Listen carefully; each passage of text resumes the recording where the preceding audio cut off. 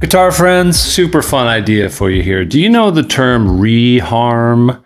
It's not to like hurt someone or yourself again. It's to re-harmonize let's say a bass line or a melody. You put different chords to it and it kind of recolors it. And I want to show you how to do that. It's super fun.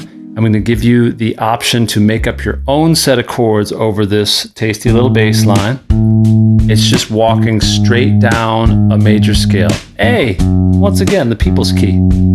I also want to talk a bit about the 7 chord. We kind of tiptoe around it because it's a diminished, but I know that you know a bass line like this happens all the time in pop songs. And we definitely hear chords that go over it. Let's look at what some of our choices might be.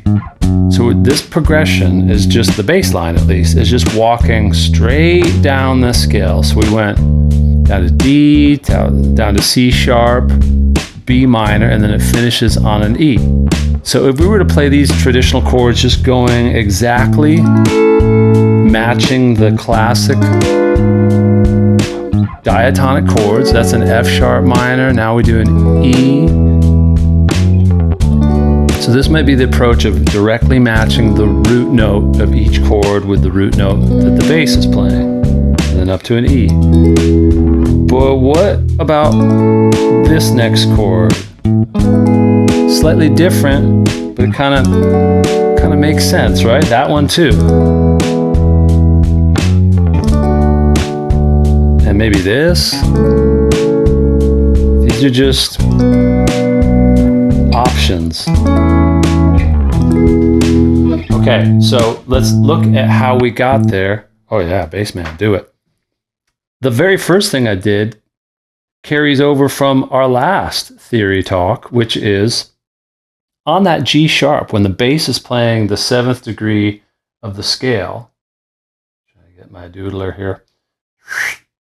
So that's the G sharp note that's in the bass. Well, guess what I did? I just swapped in that, boom, that E major triad. So I just spelled out the E major, the trio there, the E, G sharp, and B. And I just played an E triad there.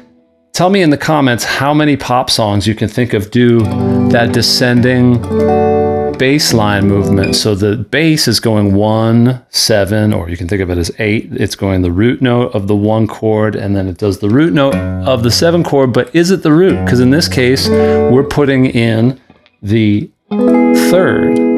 Okay, so the bass note, the lowest note of the chord or of the, the sound of the music doesn't always have to be the root of the chord, which I'm sure you know. This is just equipping you with options. Now, that's all we're doing is playing this game, because here's the next thing I want to show you. Kapow! Looks like a lot, but all that is the triads from each chord. So you can recognize, we were just talking about the E. This is tricky. It's like being a weatherman. Over here in the west, we're going to see some sunshine, a low pressure system. Okay, so there's an E, G sharp, and B right there. And so when we hit that G sharp, I just decided to try that out as like, okay, I see a G sharp in the bass. I see a G sharp right there. And that's the 3rd. That could sound pretty good. And it did. And then on this bass note, the bass is playing an F sharp. I could play the F sharp minor. That sounds great. These are just options, right? This whole idea is about options. So there's obviously an F sharp right there in the F sharp, doy. But what if I saw an F sharp here? And that's the 3rd of the D. Well, that's interesting. And the fun of this is that you might decide to do some of them, but not others. You might do, okay, I'll do the E, and how would I write that, by the way? This explains why you will see chords that look like this. Slash chords, right? So all that is saying is that it's an E major chord, but the G sharp, the E over G sharp means that the G sharp is the ground floor. It's that lowest note and that particular voicing, right? You're voicing it, you're putting the dots and the voices in a stacking order so that the lowest note is the G sharp. That's the major 3rd in this case. So you'll be seeing a lot of those slash chords now and looking at them in a different, through a different lens. Okay, you could continue that game. The bass line goes down to this E. Yeah, of course I could play an E. That makes a lot of sense.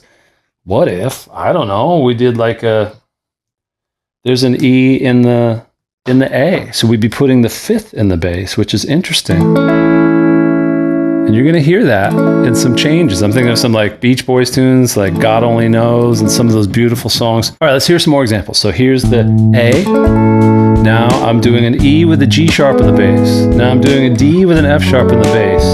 Now I'm doing an A with an E in the bass. Now I'm just switching to a regular D.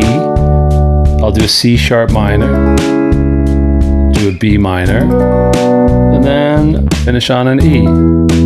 One more option I'll show you. And here's what I want is to hear some chord progressions that you've written. So drop in the comments below your take on this. So that time I just went to a regular E, regular. Now this chord is an A with a C sharp in the bass, right?